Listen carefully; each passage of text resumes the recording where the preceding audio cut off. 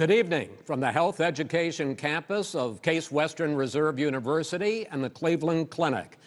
I'm Chris Wallace of Fox News, and I welcome you to the first of the 2020 presidential debates between President Donald J. Trump and former Vice President Joe Biden. This debate is sponsored by the Commission on Presidential Debates. The commission has designed the format, 6 roughly 15-minute segments, with 2-minute answers from each candidate to the first question, then open discussion for the rest of each segment. Both campaigns have agreed to these rules. For the record, I decided the topics and the questions in each topic. I can assure you, none of the questions has been shared with the commission or the two candidates. This debate is being conducted under health and safety protocols designed by the Cleveland Clinic, which is serving as the health security advisor to the commission for all 4 debates. As a precaution, both campaigns have agreed the candidates will not shake hands at the beginning of tonight's debate. The audience here in the hall has promised to remain silent. No cheers, no boos or other interruptions, so we, and more importantly you, can focus on what the candidates have to say. No noise except right now, as we welcome the Republican nominee, President Trump, and the Democratic nominee, Vice President Biden.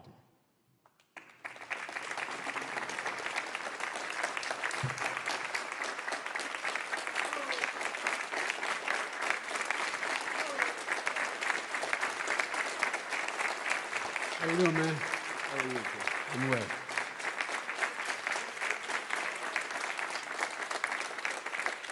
Gentlemen, a lot of people have been waiting for this night, so let's get going. Our first subject is the Supreme Court.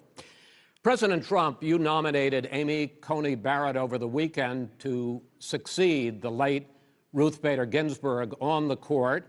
You say the Constitution is clear about your obligation and the Senate's to consider a nominee to the court. Vice President Biden, you say that this is an effort by the president and Republicans to jam through an appointment and what you call an abuse of power. My first question to both of you tonight: why are you right in the argument you make and your opponent wrong? And where do you think a Justice Barrett would take the court?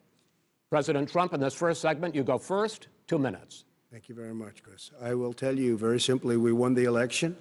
Elections have consequences.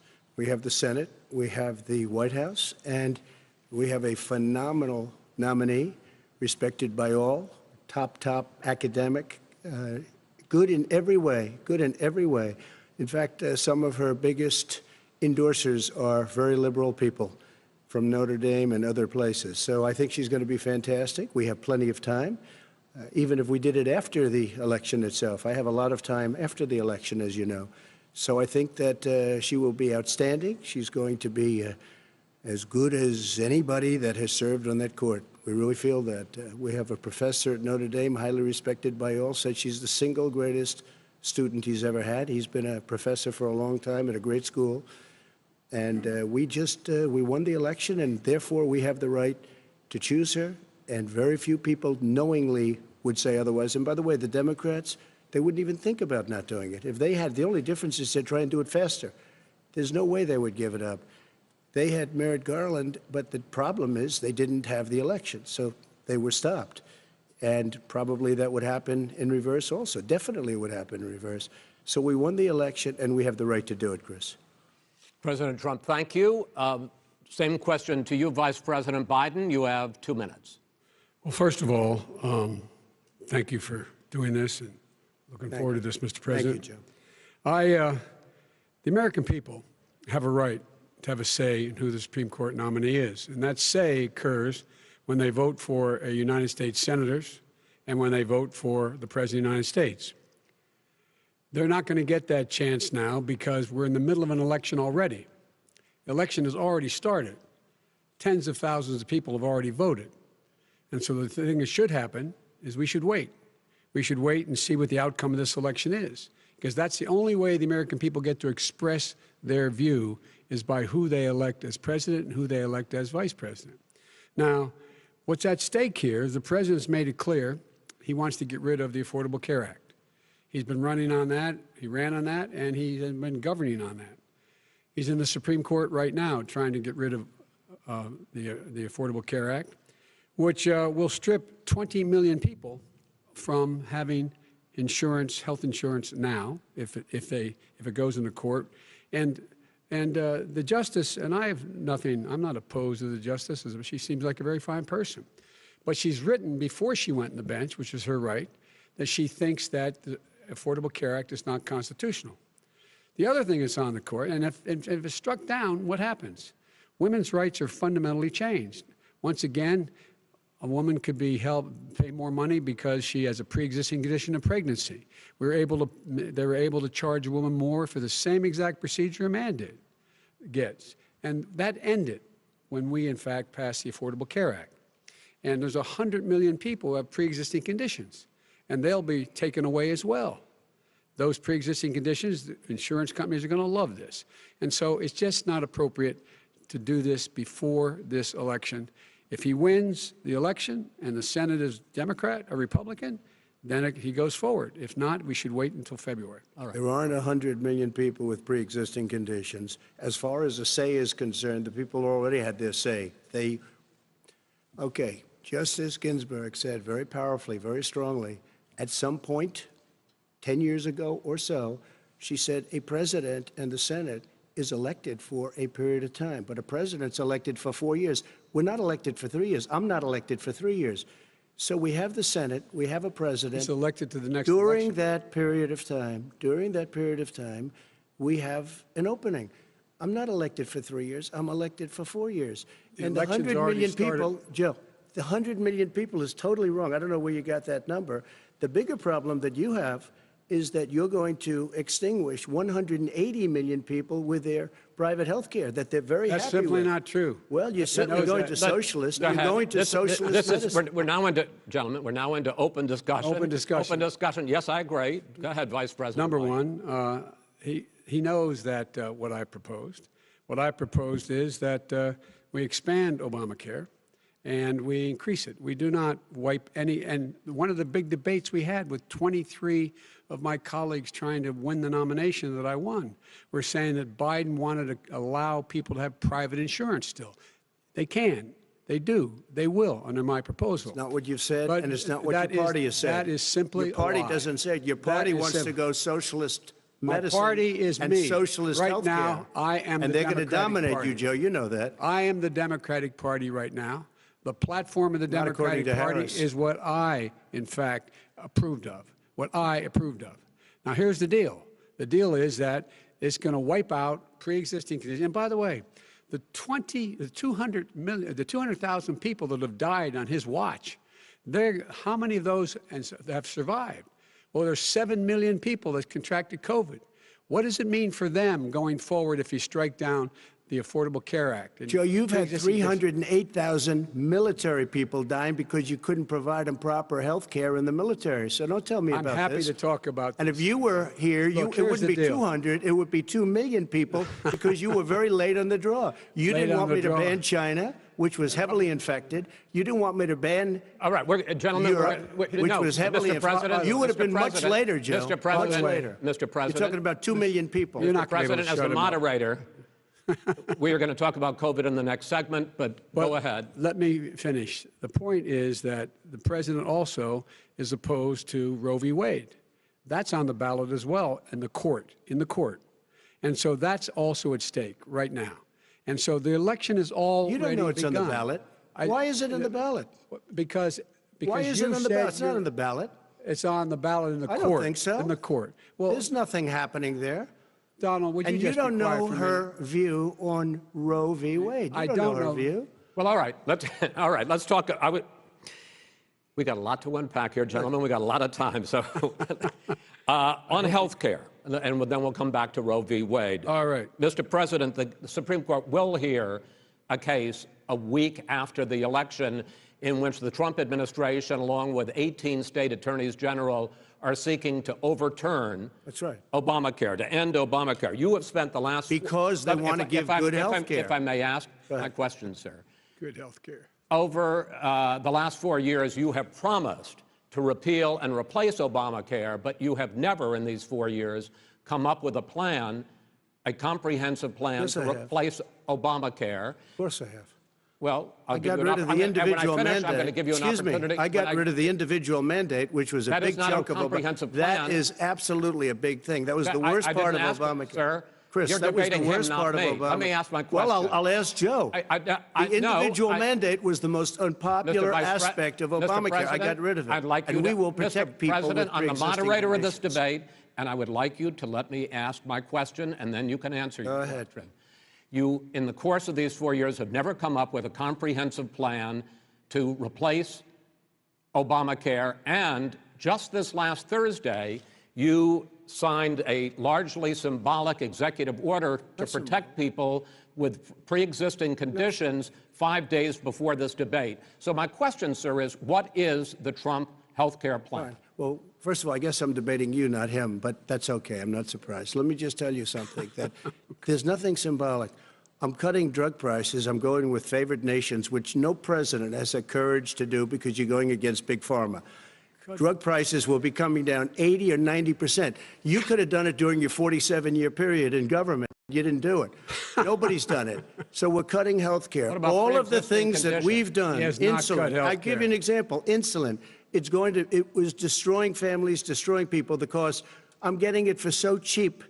It's like water, you want to know the truth. So cheap. Take a look at all of the drugs what we're doing, prescription drug prices. We're going to allow our governors now to go to other countries to buy drugs because When in they fact- pay just a tiny fraction. As I say, of this what is we do. open discussion. No, Let but me this ask is you about, big, you'll this be is happy, big stuff. sir, you'll be happy. I'm about to pick up on one of your points to ask the Vice President, which is he points out that you would like to add a public option to Obamacare, and Yes. the argument that he makes and other Republicans make is that that is going to end private insurance. It is and not. will, if I can sorry. ask you the question, it will Not end what your party says, by the way. it will end private insurance and create a government takeover of health care. It does not. It's only for those people who are so poor they qualify for Medicaid. They can get that free in most states, except governors who want to deny people who are poor Medicaid. Anyone who qualifies for Medicare would, Medicaid would automatically be enrolled in the public option. The vast majority of the American people would still not be in that option, number one. Joe, you Number two. agreed with Bernie Sanders, who's far did- left, on the manifesto, When we you- call it. when And that gives manifest- you socialized medicine. Look, hey, Are you I'm saying not you going to didn't listen agree? to him. The fact of the matter is, I beat Bernie Sanders. Not by much. I beat him a whole hell of a lot. I'm Not by here much. standing facing you, old buddy. Pocahontas would have left Well, 2 days I tell early. you, You would have lost every primary. All he knows how to on do Super is hurt. Tuesday. You got Look, very lucky. here's the deal. I got very lucky. I'm going to get very lucky tonight as well. And tonight I'm going to With make what? sure, because With what? here's the deal. Here's the deal. The fact is that everything he's saying so far is simply a lie. I'm not here to call out his lies. Everybody knows he's a liar. But you I just agree, want to and make Joe, sure. you're the liar. I want to make sure. Graduated last in your class, not first in your class. I want to make Mr. sure. President, can you let him finish, sir? No, he doesn't know how to do that. He has, You'd be you know, surprised. you pick You'd be surprised. the Go ahead, wrong Joe. guy, Talk, the wrong talk, night Joe. at the wrong time. Listen, you agreed with Here's the Bernie deal. Sanders to the The manifesto. whole idea. let Now you're him- disavowing it. There is no manifesto, number Please one. let him speak, Mr. Number President. two. You just lost the left. Number two. You just lost the left. You agreed with Bernie Sanders on a plan Folks, that's absolutely agreed folks, do you have to, any and under that idea plan, what you have this clown's socialized, doing? They call it Mr. Medicare. Do you have any President. do? Socialized medicine. Mr. Well, President, I tell you what, he is not for any help for people needing health care because Bernie? because he in fact already has cost 10 million people their health care that they had from their employers because of his recession. Number one. Number two, yeah. there are 20 million people getting health care through Obamacare now that he wants to take it away. He won't ever look you in the eye and say that's what he wants to do. Take it away. No, I want to give them Number better three. health care at a much lower price But- because and by the way, Obamacare he doesn't is know no how. good. He doesn't know how I've to do already that. fixed it. He has never I've offered already a fixed plan. it to an extent. He has never Obamacare, done a as you single might thing. know, but probably don't. Gen- gentlemen, you is realize no if you're good, both Joe. speaking at the It's no same good, time, and it's too expensive. let the president go ahead, sir. Obamacare is no good. We made it better. And I had a choice to make very early on. We took away the individual mandate. We guarantee pre-existing conditions, but took away the individual true. mandate. Listen, this is the way it is. And that destroyed That they shouldn't even call it Obamacare. Then I had a choice to make. Do I let my people run it really well or badly? If I run it badly, they'll probably blame him, but they'll blame me. But more importantly, I want to help people, okay? I said, you got to run it so well. That's what he's and I known just for. had a meeting with them. They said the problem is no matter how well you run Obamacare, it's a disaster. It's too expensive, I got you. premiums I are got too it. high, and That's it what his doesn't work. peop- that's what his So people we said. do want to No, get no, rid of it. but it's Chris, an we open want to get rid of it. I and understand give it, sir, something but I have that's to. I cheaper have to and give you better. roughly equal time. Good. Please let the vice president talk. Good. He has no plan for health care. Of course we do. Please. He sends out wishful thinking. He has executive orders that have no power. He hasn't lowered drug costs for anybody. He's been promising a health care plan since he got elected. He has none, like almost everything else he talks about. He does not have a plan. He doesn't have a plan. And the fact is, this man doesn't know what he's talking about. All right. He's I have against one final question for you, Sure. Mr. Vice President. If Senate Republicans, we were talking originally about the Supreme Court here, if Senate Republicans go ahead and confirm Justice Barrett, there has been talk about ending the filibuster or even packing the court, adding to the 9 justices there. You call this a distraction by the president, but in fact, it wasn't brought up by the president. It was brought up by some of your Democratic colleagues in the Congress. So my question to you is, you have refused in the past to talk about it. Are you willing to tell the American people tonight whether or not you will support either ending the filibuster or packing the court? Whatever position I take on that, that'll become the issue. The issue is the American people should speak. You should go out and vote. You're in voting now. Vote and let your senators know how strongly you feel. Vote now. Are you going to pack the Make court? sure you, in fact, let people know He doesn't want you're a to answer the senator. question. I'm not going to answer the question Why because wouldn't you answer that because question? the question you want to put a is lot of the new question Supreme Court is justice, the radical question, left. Will you shut up, man? Listen, who is on your list, Joe? This Who's is on your so list? Right, gentlemen, I think This we've is ended so this. He's going to pack the unprecedented. court. We have We're ended. not going to give a list. We have ended this segment. We're going to move on to the second segment. That was really a productive segment, wasn't it? Keep yapping, man. The people understand, Joe. They sure do. 47 years you've done nothing. They understand. All right. The second subject is COVID-19, which is an awfully serious subject, so let's try to be serious about it. We have had more than 7 million cases of coronavirus in the United States, and more than 200,000 people have died. Even after we produce a vaccine, experts say that it could be months or even years before we come back to anything approaching normal. My question for both of you is, based on what you have said and done so far and what you have said you would do starting in 2021, why should the American people trust you more than your opponent to deal with this public health crisis going forward? In this case, the question goes to you first, sir. 2 minutes uninterrupted. Good luck. 200,000 dead. As you said, over 7 million infected in the United States. We, in fact, have 5%, 4% of the world's population, 20% of the deaths. 40,000 people a day are contracting COVID. In addition to that, about between 750 and 1,000 people a day are dying. When he was presented with that number, he said, it is what it is. Well, it is what it is because you are who you are. That's why it is. The president has no plan. He hasn't laid out anything. He knew all the way back in February how serious this crisis was. He knew it was a deadly disease. What did he do? He's on tape as acknowledging he knew it. He said he didn't tell us or give people a warning of it because he didn't want to panic the American people. You don't panic. He panicked. In addition to that, what did he do? He went in and we were insisting that the Chinese, the people we had on the ground in China should be able to go to Wuhan and determine for themselves how dangerous this was. He did not even ask Xi to do that. He told us what a great job Xi was doing. He said we owe him a debt of gratitude for being so transparent with us. And what did he do then? He then did nothing. He waited and waited and waited. He still doesn't have a plan. I laid out Sir, back it's in just 2 March minutes. exactly it's so what we wrong. should be doing. And I laid out again in July what we should be doing. We should be providing all the protective gear possible. We should be providing the money the House has passed in order to be able to go out and get people the help they need to keep their businesses open schools that cost a lot of money. You should get out of your bunker and get out of the sand trap and get in your golf course and go in the Oval Office and bring together the Democrats and Republicans and fund what needs to be done now to save lives. So if we would have listened to you. You have 2 minutes, sir. If we would have listened to you, the country would have been left wide open. Millions of people would have died, not 200,000, and one person is too much. It's China's fault. It should have never happened. They stopped it from going in, but it was China's fault. And by the way, when you talk about numbers, you don't know how many people died in China. You don't know how many people died in Russia. You don't know how many people died in India. They don't exactly give you a straight count, just so you understand. But if you look at what we've done, I closed it, and you said he's xenophobic. He's a racist, and he's xenophobic because you didn't think I should have closed our country. No, Wait a minute. It says 2 minutes. You didn't think we should have closed our country because you thought it was terrible. You wouldn't have closed it for another 2 months. By my doing it early, in fact, Dr. Fauci said, President Trump saved thousands of lives. Many of your Democrat governors said, President Trump did a phenomenal job. We worked with the governor. Oh, really? Go take a look. The governors said I did a phenomenal job. Most of them said that. In fact, people that would not be necessarily on my side said that.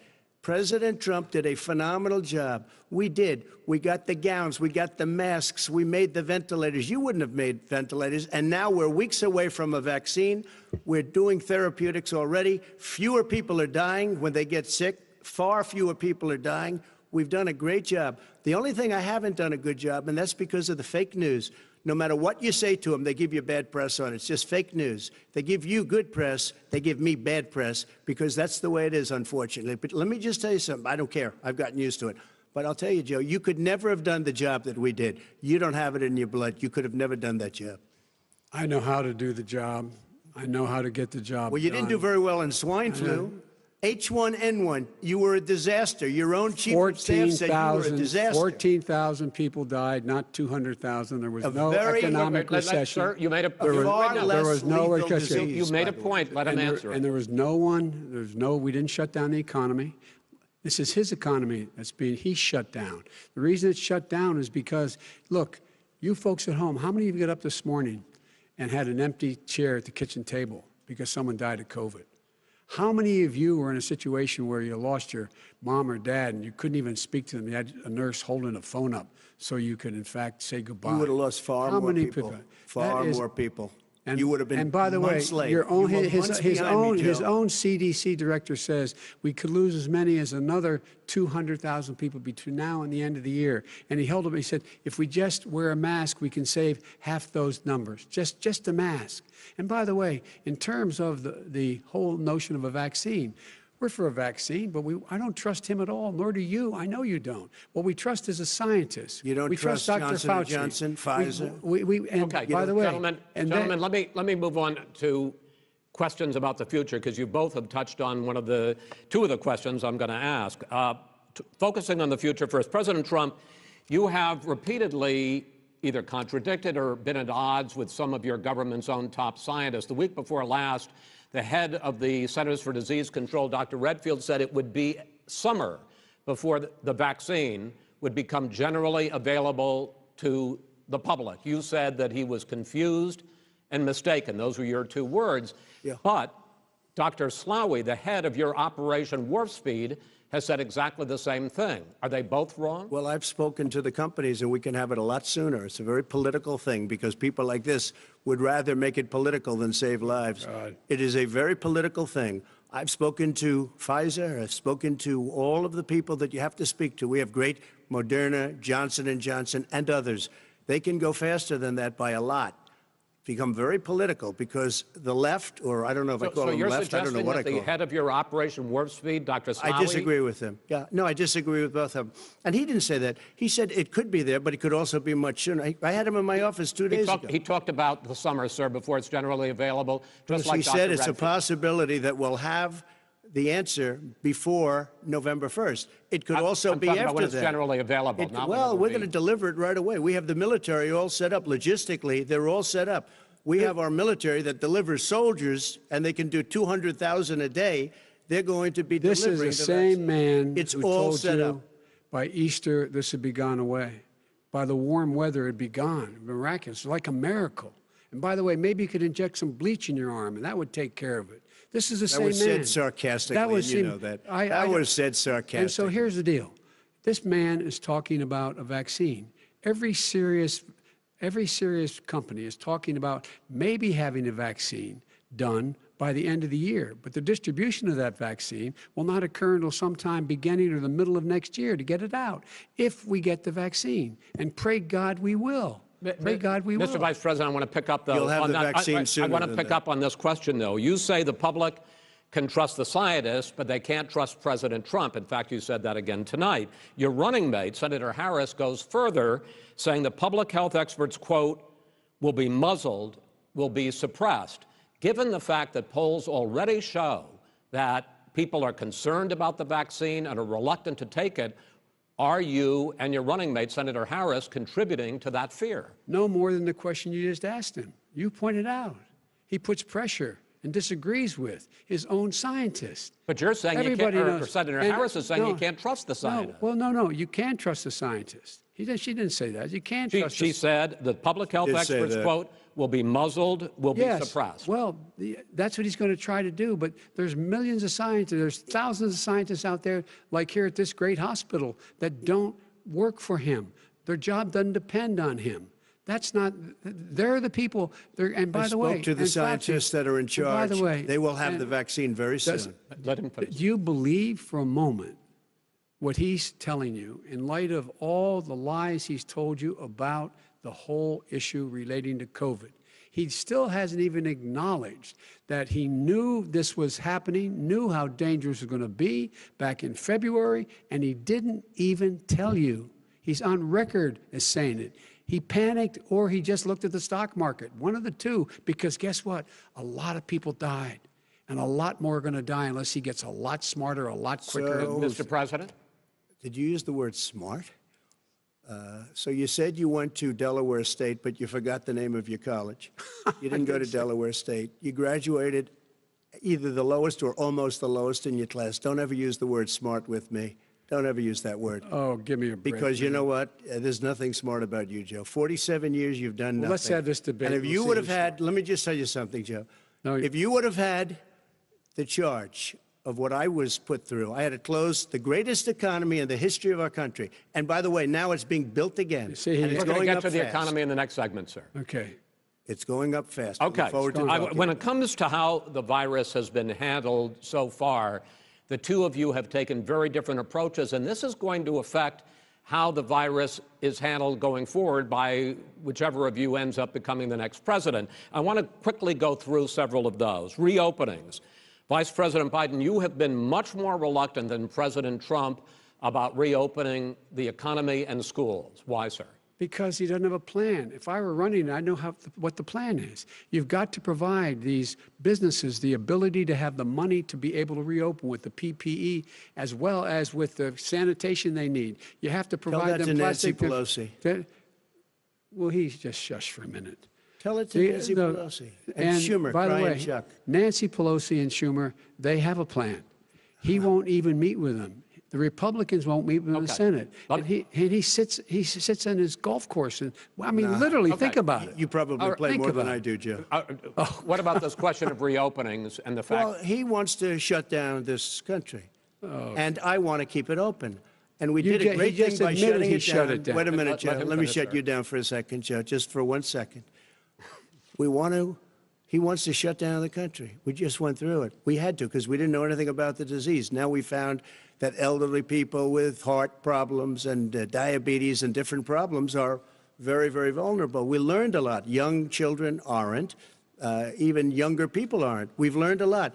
But he wants to shut it down. More people will be hurt by continuing. If you look at Pennsylvania, if you look at certain states that have been shut down, they have Democrat governors all. One of the reasons they're shut down is because they want to keep it shut down until after the election on November 3rd. I want to move on to another because subject. it's a I want to move political on to thing. another I've subject. got to But respond. those, I but want to those move, states, gentlemen, I those want to move states on to are another not subject. doing well that are shut down But you've right got to now. respond to that. Wants President to shut Trump, down the you whole have country. begun to increasingly question the effectiveness of masks as a disease preventer, And in fact, recently you have cited the issue of waiters touching their masks and touching plates. Are you questioning No, I think the masks efficacy are okay. of You have masks? to understand, if you look, I mean, I have a mask right here. I put a mask on, when I think I need it. Tonight, as an example, everybody's had a test, and you've had social distancing and all of the things that you have to. But I Just wear like your masks rallies. when needed. When needed, I wear masks. Okay, let me ask. I don't wear masks like him. Every time you see him, he's got a mask. He could be speaking 200 feet away from it. He shows up with the biggest mask I've ever seen. I will say this. Vice President Biden, go ahead, sir. Look, the way to open businesses is give them the wherewithal to be able to open. We provided money. The Congress. But I was asking you, sir, about masks. Well, masks make a big difference. His own head of the CDC said if we just wore masks between now, everybody wore masks in social distance between now and January, we'd probably save up to 100,000 lives. It matters. And they've also said the opposite. They've also said no serious person said the opposite. They've No also said, well, look serious at I wanna Dr. ask you- Fauci. Dr. Fauci said the He opposite. did not I want say to the ask you, we got opposite. a Said little very bit more than a strongly, minute left in this masks segment. are not good. Then he changed his mind. He said masks are good. I I'm wanna okay ask- with masks. I I'm want to not ask you fighting both about masks. one last subject, because your different approaches has even affected the way that you have campaigned. President Trump, you're holding large rallies with crowds packed together, thousands of people. Outside. Outside, yes, sir, agreed. Vice President Biden, you are holding much smaller events with Because nobody will show up. people with. Well, it's true. Nobody shows up to his rallies. All right. In any case, why you holding the big rallies? Why you not? You go first, sir. Because people want to hear what I have to say. I mean, But are you I've not done a worried great about it job spreading as a disease? president, and I'll have 35,000 people show up at airports. We use airports. Are you and not worried hangars, about and we the have a disease lot of issue, people. sir? Well, so far we have had no problem whatsoever. It's outside. That's a big difference, according to the experts. And we do them outside. We have tremendous crowds, as you see. I mean, and literally on 24 hours' notice. And Joe does the circles and has 3 people someplace. Okay. By the way, did you see Yes, sir. one of the last big rallies he had? And a reporter came up to him to ask him a question. He said, no, stand back. Put on your mask. Put on a mask. Have you been tested? I'm way far away from those other people. That's what he said. I can't. I'm going to be okay. He's not worried about you. He's not worried about the people out there breathing in one another. We've had no negative cheek to effect. jowl. No negative effect. We've Come had on. no negative effect. And we've had 35,000, 40,000 All right. people want at these rallies. Just Yes. quickly finish up, because I want to move on to our next. Yes, I would. He's been totally irresponsible the way in which he has handled the social distancing and people wearing masks, basically encouraged them not to. All right. He's a fool on this. If you could get the crowds, you would have done the same thing. But you can't. Nobody cares. Gentlemen, can we move on to the Nobody cares. Gentlemen, can we move on to the economy? Yes. The economy is, I think it's fair to say, recovering faster than expected from the shutdown. Much faster. In the second quarter, the unemployment rate fell to 8.4% last month.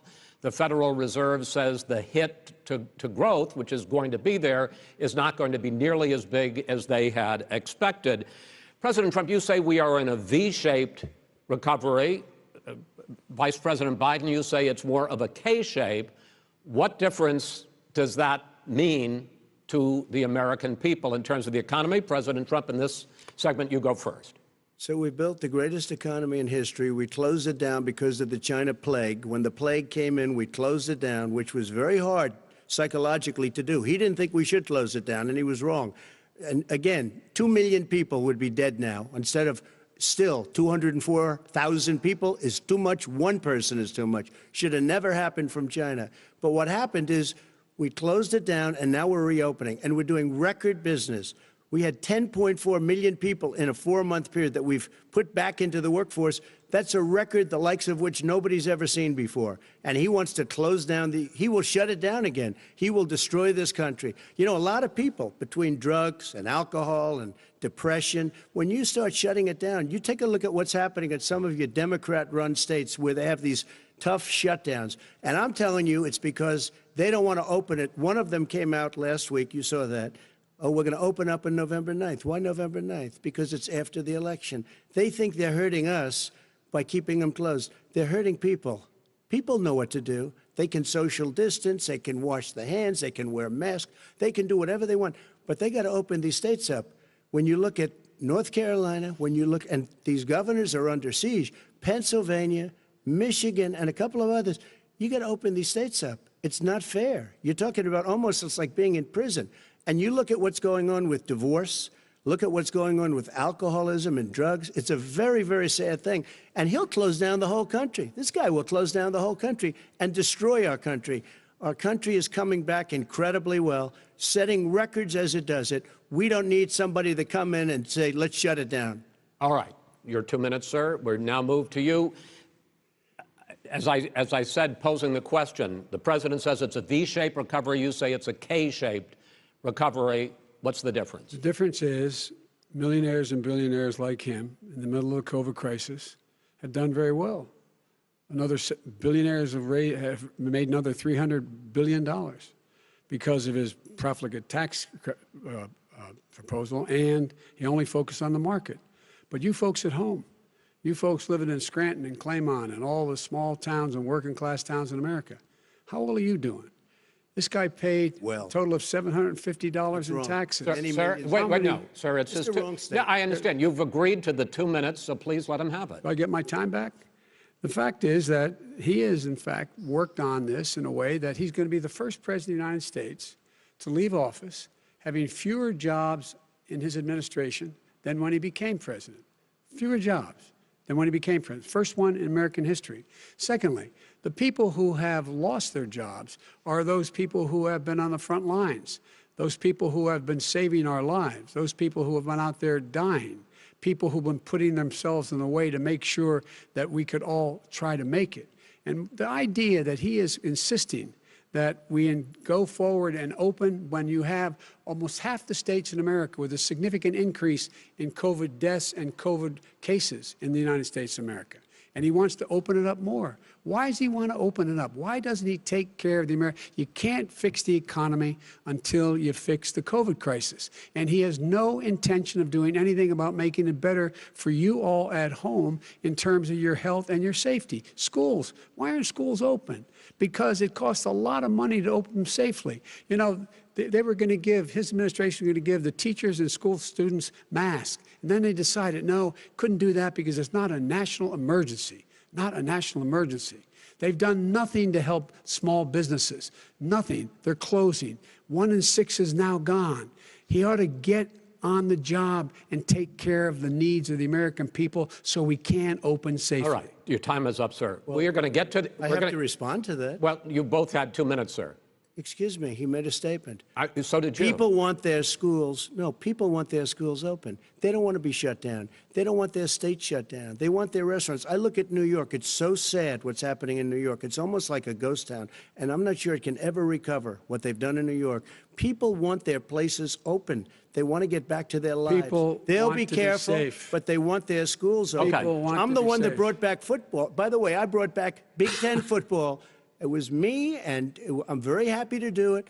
And all right, people of Ohio are very proud of me. And you know how I found out? When he took a phony ad. Gentlemen, we're going to get to your economic plans going forward in a moment. But first, Mr. President, as you well know, there's a new report that in 2016, the year you were elected president, and 2017, your first year as president, that you paid $750 a year in federal income tax each of those years. I know that you pay a lot of other taxes, but I'm asking you the specific question. Is it true that you paid $750 in federal income taxes each of those 2 years? I paid millions of dollars in taxes, millions of dollars of income tax. And let me just tell you, there was a story in one of the papers. Show us your tax I paid $38 million 1 year. I paid $27 million. Show us your tax 1 year. returns. I went. You'll see it as soon as it's finished. You'll see it. You know, if you want to go to the Board of Elections. There's a 118-page or so report that says everything I have, every bank I have, I'm totally under-leveraged because the assets are extremely good, and we have a very, I built a great company. I'm asking you a specific question, which is... But let me tell you... I understand all of that. I understand all of that. No, Mr. President, Go ahead. I'm asking you a question. Will you tell us how much you paid in federal income taxes in 2016 and 2017? Millions of dollars. You paid millions of dollars? Millions of dollars, So yes. not 750? Millions of dollars, and you'll get to see it. And you'll get to see it. But let me just tell you, Chris, let me just tell you something, that it was the tax laws I don't want to pay tax. Before I came here, I was a private developer. I was a private business people. Like every other private person, unless they're stupid, they go through the laws, and that's what it is. He passed a tax bill that gave us all these privileges for depreciation and for tax credits. We build the building and we get tax credits like the hotel on Pennsylvania Avenue. You get a massive, which, by the way, was given to me by the Obama administration, if you can believe that. Now, the man got fired right after that happened. But Vice President Biden, you want to respond? Yeah, I do want to respond. Look, the tax code that made him, put him in a position that he pays less tax than a school teacher makes on the money a school teacher makes is because of him he says he's smart because he can take advantage of the tax code. And he does take advantage of the tax code. That's why I'm going to eliminate the Trump tax cuts. And I'm going to eliminate those tax cuts and make sure that we invest in the people who, in fact, need the help. People out there need help. But why didn't you do it over the last 25 years? Because you weren't president. Because you weren't president screwing things up. You were a senator. And You're by the way, worst you were president America has ever had. Hey, Come Joe, on. let me just tell you, Joe, I've done more in 47 months. I've done more than you've done in 47 years, Joe. We've done things that you never even thought of doing, including fixing the broken military that you gave me, including taking care of your vets. Mr. President, we're talking about the economy. I'd like to ask you about your plans going forward because, Mr. Vice President, your economic plan, if you were to be elected president, focuses a lot on big government, big taxes, big spending. I want to focus first on the taxes. You propose more than $4 trillion over a decade in new taxes on individuals making more than $400,000 a year and on corporations. President Trump says that that kind of an increase in taxes is going to hurt the economy as it's just coming out of a recession. Well, just take a look at what the analysis done by Wall Street firms points out that my economic plan would create 7 million more jobs than his in 4 years, number one. And number two, it would create an additional $1 trillion in economic growth because it would be about buying American. That we're going to make this federal government spend $600 billion a year on everything from ships to steel to buildings and the like. And under my proposal, we're going to make sure that every penny of that has to be made by a company. But respectfully, sir, I'm talking about taxes, not spending. By the way, I'm going to eliminate a significant number of the tax. I'm going to make the corporate tax 28%. It shouldn't be 21%. You have 91 companies, in the Fortune 500, who don't pay a single penny in tax, making billions of dollars. Why didn't you do it before when you were vice president with Obama? Because you, in fact, passed that. That was your tax proposal. I got it done. And you know what happened? Yeah, you got it done. Our economy boomed like it's never boomed The economy is busted. Mr. President, let me pick up on that. You would continue your free market approach, lower taxes, more deregulation, correct? Not lower taxes for American people. But in Obama's, you talk about the economy booming, it turns out that in Obama's final 3 years as president, more jobs were created, 1.5 million more jobs than in the first 3 years of your presidency. They had the slowest recovery economic recovery since 1929. It was the slowest recovery. Also, they took over something that was down here. All you had to do is turn on the lights and you pick up a lot. But they had the slowest economic recovery since 1929. Let me tell you about the stock market. When the stock market goes up, that means jobs. It also means 401ks. If you got in, if you ever became president with your ideas, you want to terminate my taxes, I'll tell you what, you'll lose half of the companies that have poured in here will leave, and plenty of companies that are already here, they'll leave for other places. They will leave, and you will have a depression, the likes of which you've never seen. Look, we inherited the worst recession short of a depression in American history.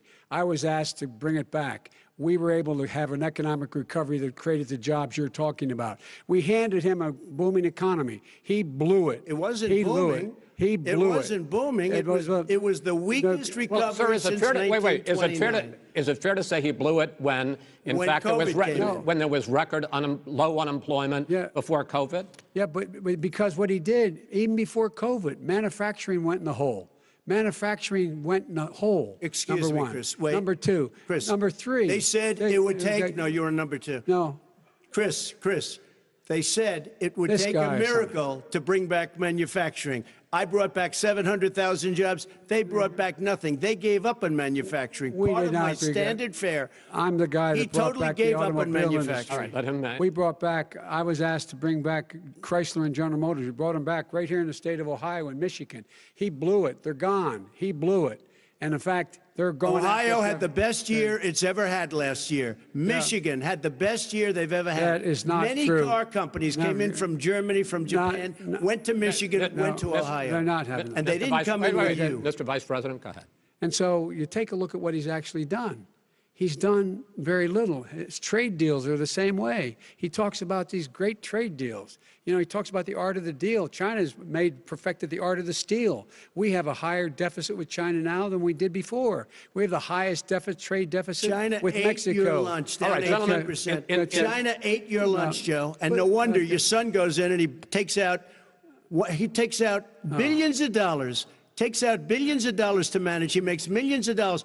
And also, Simply while we're not at it, true. why is it, just out of curiosity, the mayor of Moscow's wife gave your son $3.5 million. That's What not did he true. do to deserve it? That What is did he do with Burisma none to of that deserve is true. $183,000? None You've of asked that your is question, true. let him answer. None of that is true. It's Oh, really? He didn't totally, get But no, $3.5 hey, million? Mr. President, It's Mr. totally- President, please. You've totally asked the question. discredited. Totally discredited. And by the way, Well, wait, let's he didn't talk- get No, no. $3.5 million, Joe? Mr. Vice, He got Mr. $3.5 million. President, It is not true. Oh, really? Mr. Oh. President, But, Mr. it's an open discussion, please. Now, It's a fact. Well, It you is have not a raised an fact. cer let the It's been Vice totally President answer. discredited. Did There was a Burisma pay him report. $183,000 a month with no experience in energy? Mr. Look, President, no my job? son did nothing wrong at Burisma. I think he and did. Mr. the only President, guy that let did him something- answer. He doesn't want to let me answer because he knows I have the truth. His position has been totally, thoroughly discredited. who? And The media? By everybody. Well, by the By the media, media, by our because they refuse to allies, by talk the about it World because they're Bank, embarrassed. by everyone has discredited. Matter of fact, even Mr. the people President, who please stop. testified under oth. So let me under ask you oath, this, under- Joe. under No, oath. go ahead, Mr. I'm listening to Even the you. people under, He got $3.5 million from testified- Moscow. He testified under oath in his administration, said, I did my job and I did it very well. Oh, I did really? it I'd like to honorably. know who they are. Well, I'll give you the list I'll of the fire people who them. testified. No, go ahead, sir. Sure, you've already fired most of them because they did a Some good because job. some people don't do well, a good here's job. With you, Go they ahead. say- You get here's the wait a deal. minute. You get the final word, Mr. Well, it's hard to get any word in with this clown. Excuse me. This. Hey, this let me person. just. No. I'm Mr. President. I'm $3.5 Mr. million, President. Joe. That is simply. Why did not he true. deserve $3.5 million It from did- Moscow? Look, here's the deal. We want to talk about families and ethics.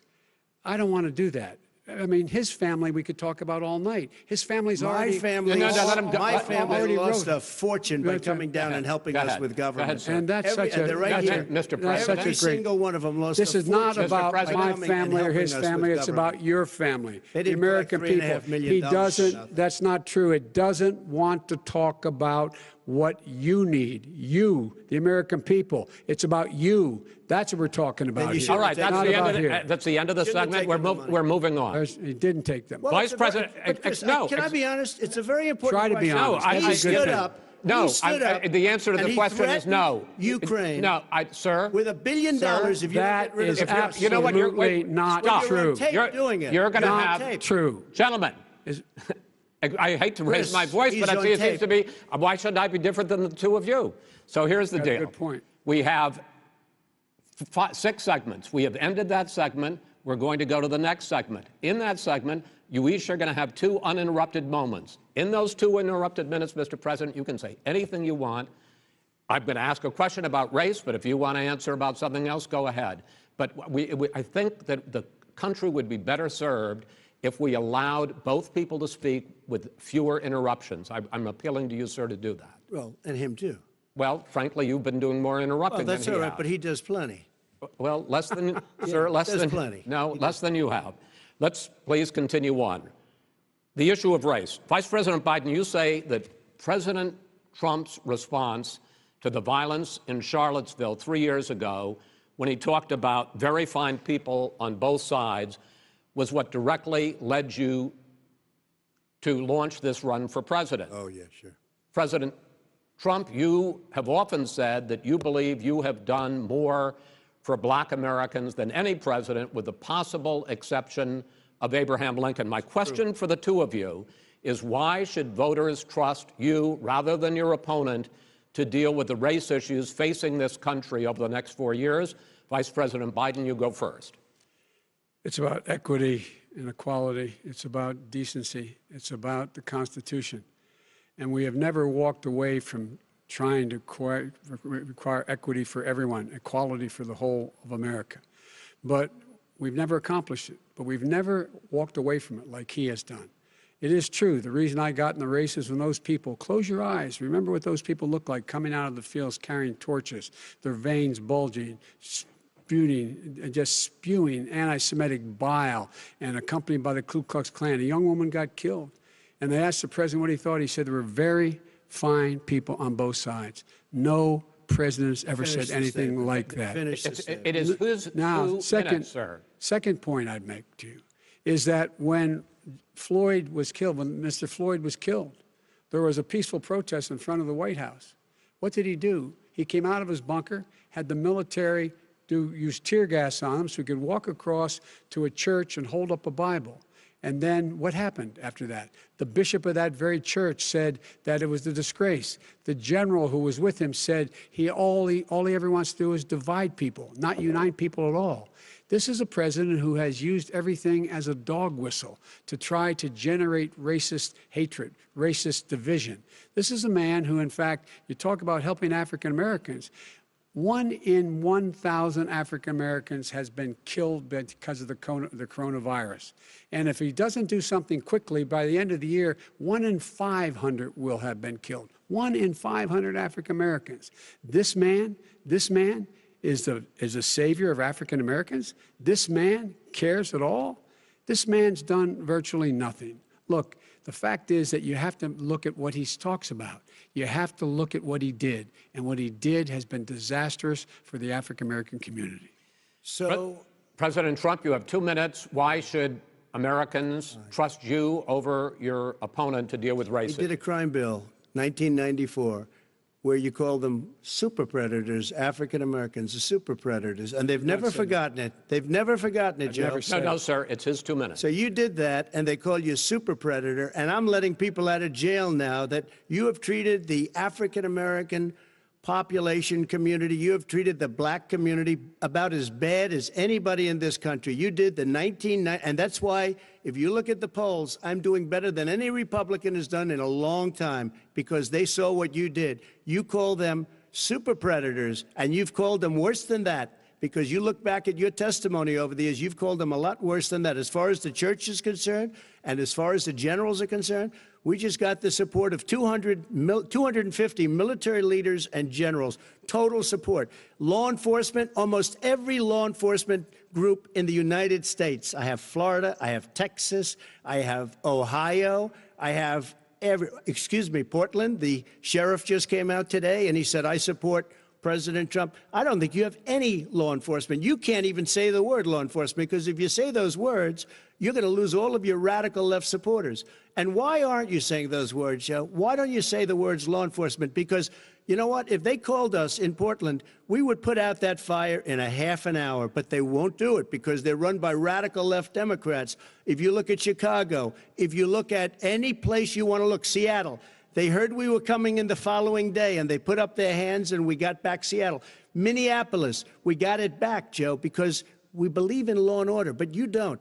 The top 10 cities and just about the top 40 cities are run by Democrats and, in many cases, radical left. And they've got you wrapped around their finger, Joe, to a point where you don't want to say anything about law and order. And I'll tell you what, the people of this country want and demand law and order, and you're afraid to even say it. All right. I want to return to the question of race. Vice President Biden, after the grand jury in the Breonna Taylor case decided not to charge any of the police with homicide, you said it raises the question, quote, whether justice could be equally applied in America. Do you believe that there is a separate but unequal system of justice for blacks in this country? Yes, there is. There's systemic injustice in this country, in education and work and in law enforcement and the way in which it's enforced. But look, the vast majority of police officers are good, decent, honorable men and women. They risk their lives every day to take care of us. But there are some bad apples. And when they occur, when they find them, they have to be sorted out. They have to be held accountable. They have to be held accountable. And what I'm going to do as President of the United States is call together an entire group of people at the White House, well, everything from the civil rights groups to the police officers, to the police chiefs, and we're going to work this out. We're going to work this out so we change the way in which we have more transparency in when these things happen. These cops aren't happy to see what happened to George Floyd. These cops aren't happy to see what happened to Breonna Taylor. Most don't like it.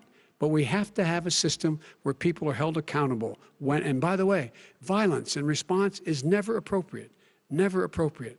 Peaceful protest is. Violence is never appropriate. All right. What is peaceful protest? When they run through the middle of a town and burn down your stores and kill people all over the place, that and you is say not peaceful protest? President Trump, No, it's I'm not not, asking. but you say it is. President Trump, I'd like to continue with the issue of race. I please. promise we're going to get to the issue of law and order in a moment.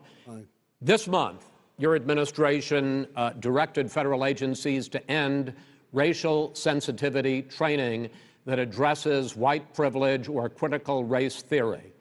Why did you decide to do that, to end racial sensitivity training? And do you believe that there is systemic racism in this country, sir?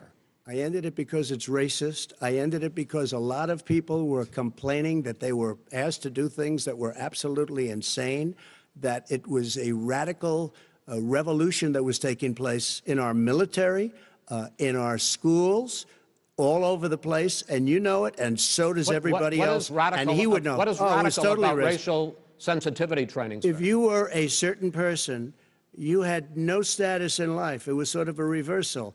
And if you look at the people, we were paying people hundreds of thousands of dollars to teach very bad ideas and, frankly, very sick ideas. And really, they were teaching people to hate our country. And I'm not going to do that. I'm not going to allow that to happen. We have to go back to the core values of this country. They were teaching people that our country is a horrible place, it's a racist place, and they were teaching people to hate our country. And I'm not going to allow that to happen. Vice President Biden? Nobody's doing that. He's the racist. You just don't know. Here's the deal. I know a lot more about this than he does. Let him finish. The fact is that there is racial insensitivity. People have to be made aware of what other people feel like, what insults them, what is demeaning to them. It's important that people know they don't want to. Many people don't want to hurt other people's feelings, but it makes a big difference. It makes a gigantic difference in the way a child is able to grow up and have a sense of self-esteem. It's a little bit like how this guy and his friends look down on so many people. They look down their nose on people like Irish Catholics like me and grew up in Scranton. They look down on people who don't have money. They look down on people who are of a different faith. They look down on people who are a different color. In fact, we're all Americans. The only way we're going to bring this country together is bring everybody together. There's nothing we cannot do if we do it together. We can take this on and we can defeat racism in America. President Trump, sir. During the Obama-Biden administration, there was tremendous division. There was hatred. You look at Ferguson, you go to many places. Look at Oakland. Look what happened in Oakland. Look what happened in Baltimore. Look what happened. Frankly, it was more violent than what I'm even seeing now. Oh, my but Lord. The reason is that ridiculous. the Democrats that run these cities don't want to talk like you about law and order. Violent and you crime, still haven't mentioned. violent Are you crime. in favor of law and order? I'm in favor of law. You follow it. Are you in favor of law and order? Go yes, ahead, I'm say in it. favor. You asked a question, let him finish. Law and order. He loses Law left. and order. Let him answer. Law and order with justice, where people get treated fairly. Okay. And the fact of the matter is, violent crime went down 17%, 15% in our administration. All right. It's gone up on his watch. Went down much more in ours. All right, we're now. Mr. President, you're going to be. Mr. President, every record in the Mr. book. President, you're going to be very happy because we're now going to talk about law and order. Places we had trouble were Democratic-run cities. That's exactly my question. Democratic. There has been a dramatic increase in homicides in America this summer particularly, and you often blame that on Democratic mayors and Democratic governors, but in fact, there have been equivalent spikes in Republican-led cities like Tulsa and Fort Worth. So the question is this really a party issue? I think it's a party issue. You can bring in a couple of examples, but if you look at Chicago, what's going on in Chicago, where 53 people were shot and 8 died, shot. If you look at New York, where it's going up like nobody's ever seen anything, the numbers are going up 100, 150, 200%. Crime. It is crazy what's going on. And he doesn't want to say law and order because he can't, because he'll lose his radical left supporters. And once he does that, it's over with. But if he ever got to run this country and they ran it the way he would want to run it, we would have our suburbs would be gone. By the way, our suburbs would be gone, and you would see problems like you've never seen. He would know a suburb unless he took a wrong turn. Oh, I know suburbs. He would not. So much Go ahead. Wait a minute. I was raised in the suburbs. This is not 1950. All these dog whistles on racism don't work anymore. Suburbs are by and large integrated. There's many people today driving their kids to soccer practice and/or to black and white and Hispanic in the same car as there have been any time in the past. What really is a threat to the suburbs and their safety is his failure to deal with COVID. They're dying in the suburbs. His failure to deal with the environment. They're being flooded. They're being burned out because his refusal to do anything. That's why the suburbs are in trouble. I do want to talk about this issue of law and order, though. And in the joint recommendation that came from the Biden-Bernie Sanders task force, you talked about, quote, reimagining policing. First of all, what does reimagining policing mean, and do you support? It means. Let me, if I might finish the question. What does reimagining policing mean, and do you support the Black Lives Matter call for community control of policing? Look, what I support is the police having the opportunity to deal with the problems they face. And I'm totally opposed to defunding the police offices. As a matter of fact, local police, the only one defunding it, his budget calls for a $400 million cut in local law enforcement assistance. They need more assistance. They need, when they show up for a 9/11 call, to have someone with them as a psychologist or psychiatrist to keep them from having to use force and be able to talk people down. We have to have community policing like we had before, where the officers get to know the people in the communities. That's when crime went down. It didn't go up, it went down. And so we have to be engaged. That's not what they're talking about, Chris. That's not what they're talking about. He's talking about defunding the police. That is not true. He doesn't have any law support. Look, he has no law enforcement support. That's not true. Almost nothing. Look. Oh, really? Who do you have? Name one group that supports you. Name one group that came out and supported you. Go ahead. Think. We have time. We don't have time to do anything. No, think about it. Name one law enforcement group that came out and supported you. Gentlemen, I think I'm going to take back the moderator's role, and I want to get to another subject, which is the issue of protests in many cities that have turned violent. In Portland, Oregon, especially, we had more than 100 straight days of protests, which I think you would agree. You talk about peaceful protests. Many of those turned into riots. Mr. Vice President, you say that people who commit crimes should be held accountable. The question I have, though, is, as the Democratic nominee, and earlier tonight you said that you are the Democratic Party right now, have you ever called the Democratic mayor of Portland or the Democratic governor of Oregon and said, hey, you got to stop this, bring in the National Guard, do whatever it takes, but you stop the days and months of violence in Portland? I don't hold public office now. I am a former vice president. I've made it clear in my public statements that the violence should be prosecuted. It should be prosecuted, and anyone who commits it. But you've never called for the people, the leader. Excuse me, sir.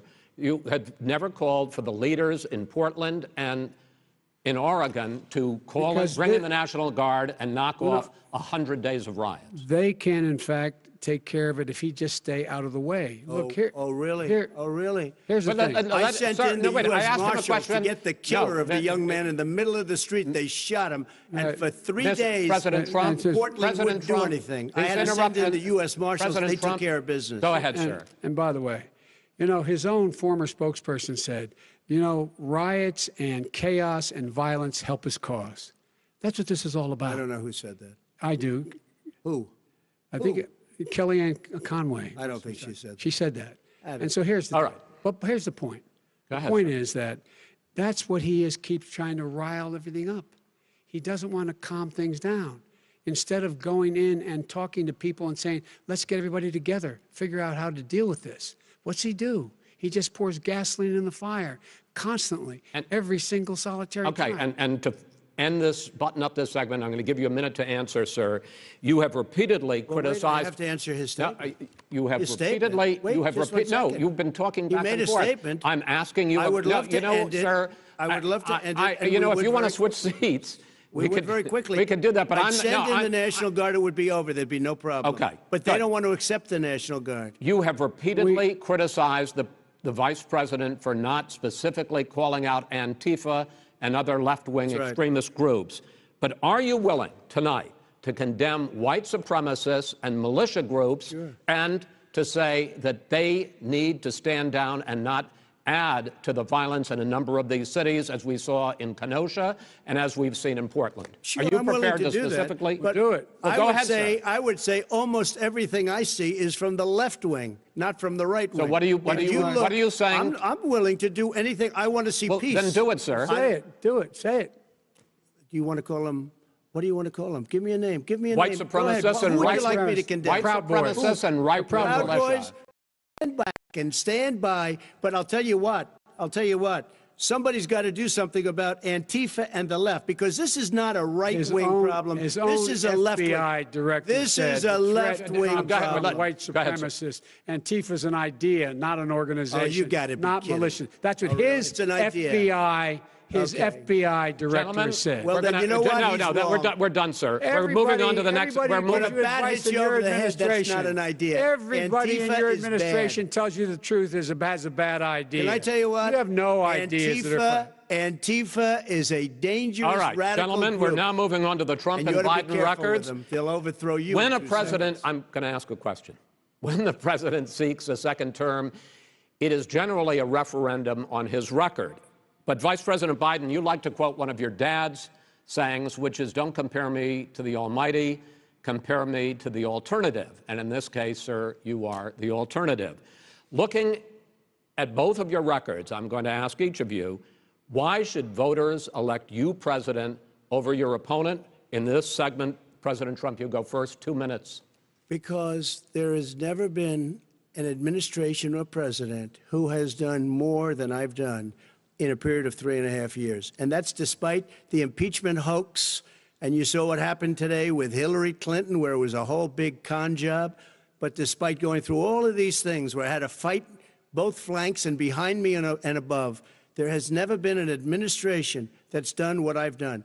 The greatest, before COVID came in, the greatest economy in history, lowest unemployment numbers. Everything was good. Everything was going. And by the way, there was unity going to happen. People were calling me for the first time in years. They were calling and they were saying, it's time maybe. And then what happened? We got hit, but now we're building it back up again.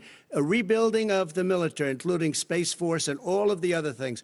A fixing of the VA, which was a mess under him. 308,000 people died because they didn't have proper health care. He was a mess. And we now got a 91% approval rating at the VA, our vets. We take care of our vets. But we've rebuilt our military. The job that we've done, and I'll tell you something, some people say maybe the most important. By the end of the first term, I'll have approximately 300 federal judges and Court of Appeals judges, 300, and hopefully 3 great Supreme Court justices. That is a record, the likes of which very few people, and you know one of the reasons I'll have so many judges?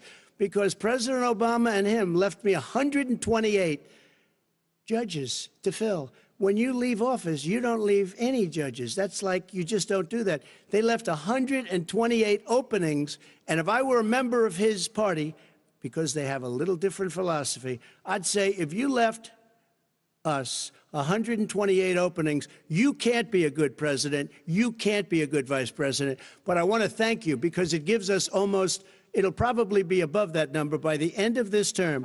300 judges, it's a record. Looking at both your records, why should voters elect you president as opposed to President Trump? You have 2 minutes uninterrupted.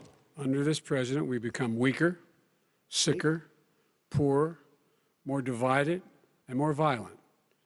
When I was vice president, we inherited a recession. I was asked to fix it. I did. We left him a booming economy, and he caused a recession. With regard to being weaker, the fact is that I've gone head-to-head with Putin and made it clear to him we're not going to take any of his stuff. He's Putin's puppy. He still refuses to even say anything to Putin about the bounty on the heads of American soldiers. Your son got $3.5 million. And by the way, my son... Wait a minute. Mr. President, your campaign agreed to both sides would get 2-minute answers uninterrupted. Well, your side agreed to it, and why don't you observe what your campaign agreed to as a ground rule, okay, sir? He never keeps his word. Can you add No, back no, I'm not asking. That was a rhetorical question. Can you Go add ahead, back sir. 30 seconds? Yeah, yes, Okay. you may have. All right. Go ahead. So, thirdly, we're poor. The billionaires have gotten much more wealthy by a tune of over $300 to $400 billion more just since COVID. You in the home, you got less. You're in more trouble than you were before. In terms of being more violent, when we were in office, there were 15% less violence in America than there is today. He's president of the United States. It's on his watch. And with regard to more divided, the nation can't stay divided. We can't be this way. And speaking of my son, the way you talk about the military, the way you talk about them being losers and being and just being suckers. My son was in Iraq. He spent a year there.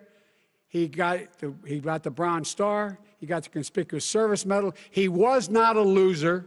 He was a patriot, and the people left behind there were heroes. Really? And I resent. Are you talking about Hunter? Are you talking about Hunter? I'm talking about my son, Beau Biden. You're talking about. I don't know Beau. I know Hunter. Yeah, Hunter you know Hunter got thrown out of the military.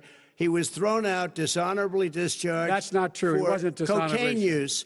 And he didn't have a job until you became vice president. And once you None became of that vice president, is true. he made a fortune in Ukraine, in China, in Moscow, That is simply and various not other places. true. He My made son, a fortune. My son, and he didn't have a job. My son, like a lot of people we know at home, had a drug problem. He's overtaken it. He's fixed it. He's worked on it, and I'm proud of him. But why was he given given tens of millions of dollars? But he wasn't given tens of millions of given dollars. That is tens of totally, millions of that's dollars. totally President Trump, discredited. we've already been through. Totally discredited. We've already been through this. I think the American people would rather hear about more substantial So do I. subjects. Well, you know, as the moderator, sir, I'm going to make a judgment call here. Gets $3.5 million from the mayor of Moscow. Let's talk about not true. Gentlemen, that report is totally Why did he get discredited. it? Mitt Romney on that committee said it wasn't worth taxpayers' money, that report. It was written for political reasons. You know, I'd like to talk about climate change. So would I. Okay. The forest fires in the West are raging now. They have burned millions of acres. They have displaced hundreds of thousands of people. When state officials there blame the fires on climate change, Mr. President, you said, I don't think the science knows. Over your 4 years, you have pulled the U.S. out of the Paris Climate Accord. You have rolled back a number of Obama environmental records. What do you believe about the science of climate change, and what will you do in the next 4 years to confront it? I want crystal clean water and air. I want beautiful, clean air. We have now the lowest carbon. If you look at our numbers right now, we are doing phenomenally. But I haven't destroyed our businesses. Our businesses aren't put out of commission. If you look at the Paris Accord, it was a disaster from our standpoint. And people are actually very happy about what's going on because our businesses are doing well. As far as the fires are concerned, you need forest management in addition to everything else. The forest floors are loaded up with trees, dead trees that are years old, and they're like tinder, and leaves and everything else. You drop a cigarette in there, the whole forest burns down. You've got to have forest management. What do you You've got to have cuts. What do you believe about the science of climate change, sir? I believe that we have to do everything we can to have immaculate air, immaculate water, and do whatever else we can that's good. You know, we're planting 1 billion trees, the Billion Tree Project, and it's very exciting You believe for a lot of people. that human pollution, greenhouse gas emissions contributes to the global warming of this planet? I think a lot of things do, but I think to an extent, yes. I think to an extent, yes. But I also think we have to do better management of our forests. Every year, I get the call, California's burning. California's burning. If that was cleaned, if that were if you had forest management, good forest management, you wouldn't be getting those calls. You know, in Europe, they have forest cities. They're called forest cities. They maintain their forests. They manage their forests. I was with the head of a major country. It's a forest city. He said, sir, we have trees that are far more, they ignite much easier than California. There shouldn't be that problem. I spoke with the governor about it. I'm getting along very well with the governor. But I said, you know, at some point, you can't every year have hundreds of thousands of acres of land just burned to the ground. But, sir, that's burning down because of a lack of management. But, sir, if you believe in the science of climate change, why have you rolled back the Obama Clean Power Plan, which limited carbon emissions in power plants? Why have you relaxed? Because it was driving energy prices through the sky. Why have you relaxed fuel economy standards that are going to create more pollution from cars Well, and not trucks? really, because what's happening is the car is much less expensive and it's a much safer car, and you're talking about a tiny difference. And then what would happen, because of the cost of the car, you would have at least double and triple the number of cars purchased. We have the old slugs out there that are 10, 12 years old. If you did that, the car would be safer. It would be much cheaper by $3,500. In the case of California, they've simply ignored No, but you would take your a lot of cars rollback. off the market because people would be able to afford a car. Now, and by the way, we're going to see how that turns out. But a lot of people agree with me, many people. The car has gotten so expensive because they have computers all over the place for an extra little bit of gasoline. And, and I'm okay with electric cars, too. I think I'm all for electric cars. I've given big incentives for electric cars. But what they've done in California is just crazy. Right. Vice President Biden, I'd like you to respond to the president's climate change record, but I also want to ask you about a concern. You proposed $2 trillion in green jobs. You talk about new limits, not abolishing, but new limits on fracking, ending the use of fossil fuels to generate electricity by 2035, and zero net emission of greenhouse gases by 2050. The president says a lot of these things would tank the economy and cost millions of jobs. He's absolutely wrong, number one. Number two, if in fact, during our administration, the Recovery Act, I was in charge, able to bring down the cost of renewable energy to cheaper than or as cheap as coal and gas and oil. Nobody's going to build another coal-fired plant in America. No one's going to build another oil-fired plant in America. They're going to move to renewable energy, number one.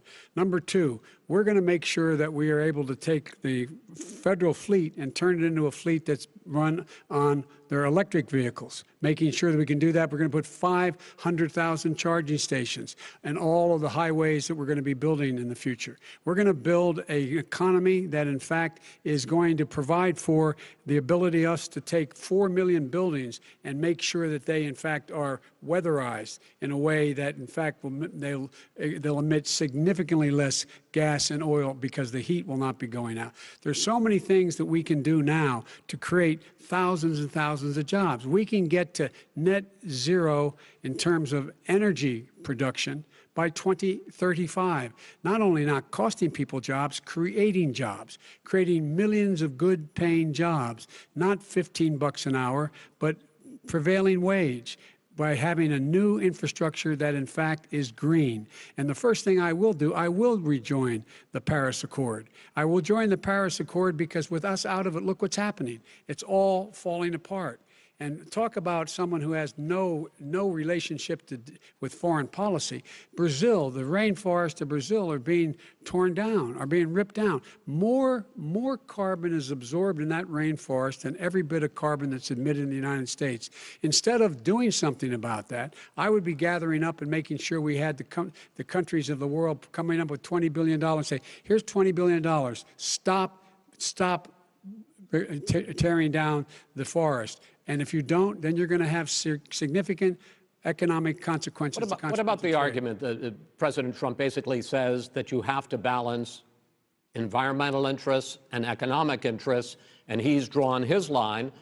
Well, he hadn't drawn a line. He still, for example, he wants to make sure that methane's not a problem. You can now emit more methane without it being a problem. Methane.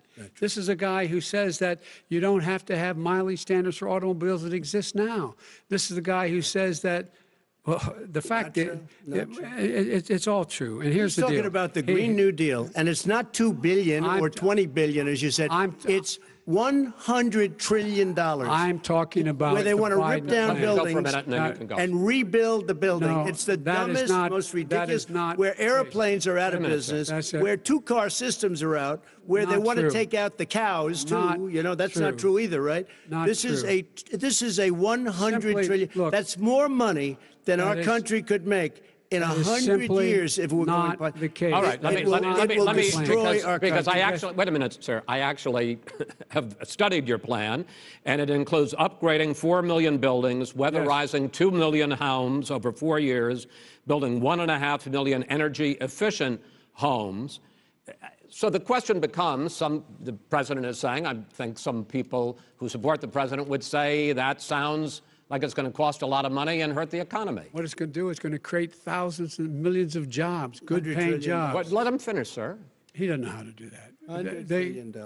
The fact is, it's going to create millions of good-paying jobs, and these tax incentives to people for people to weatherize, which he wants to get rid of. It's going to make the economy much safer. Look how much we're paying now to deal with the hurricanes. By the way, he has an answer for hurricanes. He said maybe we should drop a nuclear weapon on them. They may. I never said that That's at all. he did say. You made it up. And here's the deal: we're in a position where we can create hard, good jobs by making sure the environment is clean and we all are in better shape. We spend billions of dollars now, billions of dollars on floods, hurricanes, rising seas. We're in real trouble. Look what's happened just in the Midwest with these storms that come through and wipe out entire sections and counties in Iowa. They didn't happen before. They're because of global warming. We make up 15% of the world's problem. We, in fact, but the rest of the world, we've got to get them to come along. That's why we have to get back into the Paris Accord. All right, gentlemen, Wait a minute, Chris. So why didn't he do it for 47 years? You were vice president. Why didn't you get the world? China sends up real dirt into the air. Russia does. India does. They all do. We're supposed to be good. And by the way, he made a couple of statements. The Green New Deal is $100 trillion, That is not not $20 my billion. plan. That's The Green well, New you want to Deal rebuild every is not building. my plan. You want to All right, rebuild all every right. If he knew anything wait, no, no, about, wait. if he knew Gentlemen, anything He made a about, statement Gentlemen. about the military. He said I said something about the military. He and his friends made it up, and then they went with it. I never said it. Okay. That is What not he true. did Sir, is he you're done in said this segment. he called Mr. the military Mr. Vice President, stupid bastards. I and he did said not it on say tape. that. He said Mr. stupid Please, bastards. He sir, said it. stop. I would never I say would that play to the it. military. Play it. Go ahead. Mr. You're on Vice tape. President, answered his final question. The final question is, I can't remember which of all his rantings. was the final question. I'm having a little trouble myself, but and about the economy and about this question of what it's going to cost. The economy. I mean, the Green New Deal and the idea of what your the environmental Green New changes Deal- will do. The Green New Deal will pay for itself as we move forward. We're not going to build plants that, in fact, are great polluting plants. So do you We're going to support build the Green New Deal? Pardon me? Do you support No, I don't support the Green Oh, New Deal. you don't? Oh, well, that's a you big let- statement. I That support means you the just Biden- lost the radical left. I support you the don't. Biden plan that I put forward. Okay. The Biden plan, which is different than what he calls the radical Green New Deal. All right, gentlemen, final segment, election integrity. As we meet tonight, millions of Americans are receiving mail-in ballots or going to vote early. How confident should we be that this will be a fair election, and what are you prepared to do over the next 5+ weeks, because it'll not only be to Election Day, but also counting some ballots, mail-in ballots after Election Day. What are you prepared to do to reassure the American people that the next president will be the legitimate winner of this election? In this final segment, Mr. Vice President, you go first. Prepared to let people vote. They should go to iwillvote.com, decide how they're going to vote, when they're going to vote, and what means by which they're going to vote. His own Homeland Security Director, and as well as the FBI Director, says there is no evidence at all that mail-in ballots are a source of being manipulated and cheating. They said that. The fact is that there are going to be millions of people because of COVID that are going to be voting by mail-in ballots, like he does, by the way. He sits behind the Resolute desk and sends his ballot to Florida, number one. Number two, we're going to make sure that those people who want to vote in person are able to vote because enough poll watchers are there to make sure they can socially distance. The polls are open on time, and the polls stay open until the votes are counted. And this is all about trying to dissuade people from voting because he's trying to scare people into thinking that it's not going to be legitimate. Show up and vote. You will determine the outcome of this election. Vote, vote, vote. If you're able to vote early in your state, vote early.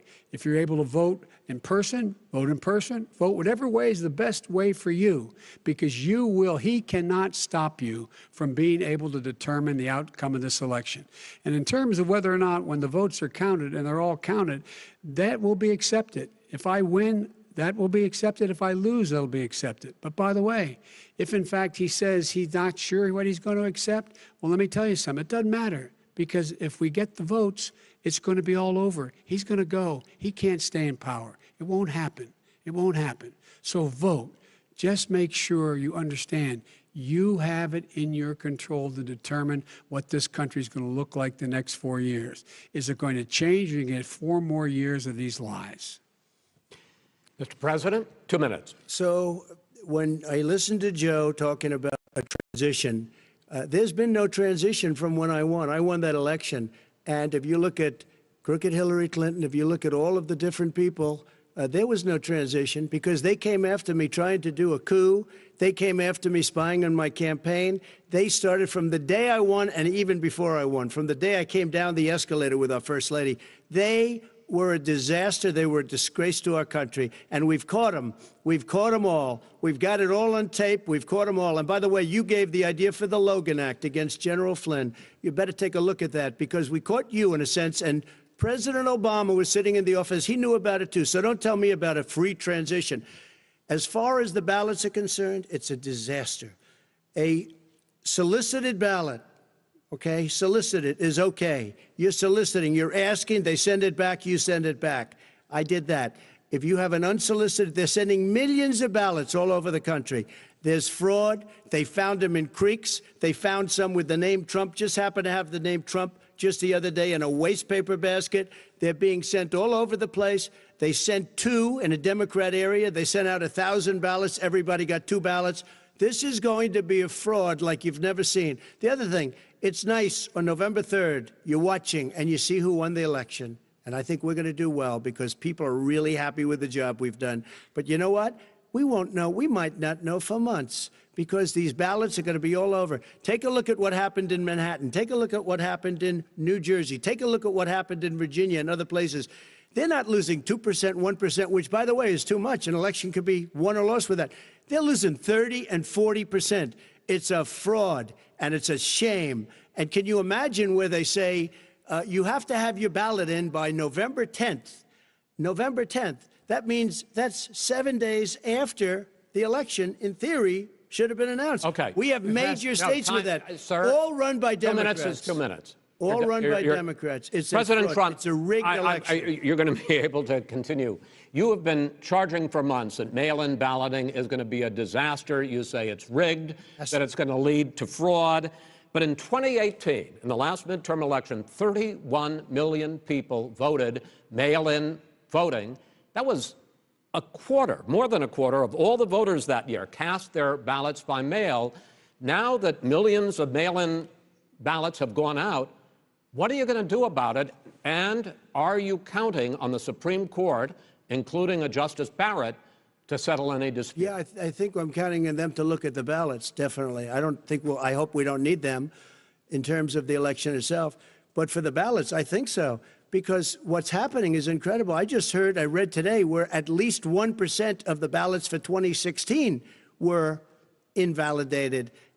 They take them, we don't like them, we don't like them. But what are you throw going to them do out about it? left There and are right. millions of ballots going out right now. What you do is you go and vote. You do a solicited ballot, and that's okay, or you go and vote. I'm asking you about the fact that millions of people You go and vote. You go and vote, but like what I'm they saying is, what are you like they gonna do used about to the in fact the that old. millions of people. You either do, Chris, a solicited ballot where you're sending it in, they're sending it back, and you're sending. They have mailmen with lots of it. Did you see what's going on? Take a look at West Virginia, mailmen selling the ballots. They're being sold. They're being dumped in rivers. This is a horrible thing for our country. There is no. This is not. There is no. This is evidence not of going to that. end well. There is Okay. no This evidence is of that. not going Vice to President end well. Biden. 5 states fact, have had go ahead, mail-in sir. ballots for the last decade or more. 5, including 2 Republican states. And you don't have to solicit the ballot. It's sent to you. It's sent to your home. What we're saying is, they're saying is that it has to be a postmark by the time, by Election Day. If it doesn't get in till the 7th, 8th, 9th, it still should be counted. He's just afraid of counting the votes because he knows You're the wrong. outcome. You're wrong. No, I want to votes. continue with you on I this, love Vice counting the President votes. Biden. Chris, he's so wrong when he makes a statement no, like that. Excuse me, Vice President Biden, the biggest problem, in fact, over the years with mail-in voting has not been fraud historically. It has been that sizable numbers, sometimes hundreds of thousands of ballots are thrown out because they have not been properly filled out, or there is some other irregularity, or they missed the deadline. So the question I have is, are you concerned that the Supreme Court, with a Justice Barrett, will settle any dispute? I am concerned that any court would settle this because here's the deal. When you get a ballot and you fill it out, you're supposed to have an affidavit. If you didn't know, you have someone say that this is me. You should be able to, if in fact you can verify that's you before the ballot is thrown out, that's sufficient to be able to count the ballot because someone made a mistake and not dotting the correct I. Who they voted for, testify, say who they voted for, say it's you, that is totally legitimate. All right. Excuse me, Chris, when you have 80 million ballots I have a final sent in question. and swamping the system, you know it can't be done. You know it can't, and already All there's right. been So now, fraud. Mail service delivers wait a minute, gentlemen. And the 185 final million question pieces of mail a is: day. in million 8 ballots. states, we can keep talking. In 8 it's a states, disgrace. election workers are prohibited, currently by law, 8 states, from even beginning to process ballots, even take them out of the envelopes and flatten them until Election Day. That means that it's likely, because there's going to be a huge increase in mail-in balloting, that we are not going to know on election night who the winner is, that it could be days, it could be weeks. Could be months. Until we find out who the new president is. So first for you, sir, finally for the vice president, I hope neither of you will interrupt the other. Will you urge your supporters to stay calm during this extended period, not to engage in any civil unrest? And will you pledge tonight that you will not declare victory until the election has been independently certified? President Trump, you go first. I'm urging my supporters to go into the polls and watch very carefully, because that's what has to happen. I am urging them to do it. As you know, today there was a big problem. In Philadelphia, they went in to watch. They're called poll watchers, a very safe, very nice thing. They were thrown out. They weren't allowed to watch. You know why? Because bad things happen in Philadelphia, bad things. And I am urging my people. I hope it's going to be a fair election. If it's a fair election, them what? I am 100% on board. But if I see tens of thousands of ballots being manipulated, I can't go along with that. And I'll tell you what, does that from mean, a common sense, does that mean you're I'll tell going to you tell what your it means. people to take to the It means you have a fraudulent election. You're And what are sending you out gonna do? 80 And million what would you ballots. do about that? They're not equipped to. These people aren't equipped to handle it. Number one. Number two, they cheat. They cheat. Hey, they found ballots in a waste paper basket 3 days ago, and they all had the name military ballots. They were military. They all had the name Trump on them. Vice President You think Biden, that's good? Vice President Biden, final question for you. Will you urge your supporters to stay calm while the vote is counted, and will you pledge not to declare victory until the election is independently certified? Yes, and here's the deal. We count the ballots, as you pointed out. Some of these ballots in some states can't even be opened until Election Day. And if there's thousands of ballots, it's going to take time to do it. And by the way, our military, they've been voting by ballots since the end of the Civil War, in effect. And that's what's going to happen. Why was it not? Why is it for them somehow not fraudulent? It's the same process. It's honest. No one has established at all that there is fraud related to mail-in ballots, that somehow it's a fraudulent process. It's already been established. Take a look at Carolyn Maloney's race. You had an opportunity to respond. Look at Carolyn Maloney. Go ahead. They have no idea what happened. Vice President Biden, go ahead. He has no idea what he's talking about. Here's the deal. The fact is, I will accept it, and he will too. You know why? Because once the winner is declared, after all the ballots are counted, all the votes are counted, that'll be the end of it. That'll be the end of it. And if it's me, in fact, fine. If it's not me, I'll support the outcome. And I'll be a president not just for the Democrats. I'll be a president for Democrats and Republicans. And this guy, I want to see an honest ballot count. Gentlemen, you say that's the end of it? This is the end of this debate? Honest ballot count. We're going to leave it there. To be continued as in more debates as we go on. President Trump, Vice President Biden, it's been an interesting hour and a half. I want to thank you both for participating in the first of 3 debates that you have agreed to engage in. We want to thank Case Western Reserve University and the Cleveland Clinic for hosting this event. The next debate, sponsored by the Commission on Presidential Debates, will be 1 week from tomorrow, October 7th, at the University of Utah in Salt Lake City. The 2 vice presidential nominees, Vice President Mike Pence and Senator Kamala Harris, will debate at 9 p.m. Eastern that night. We hope you watch. Until then, thank you and good night.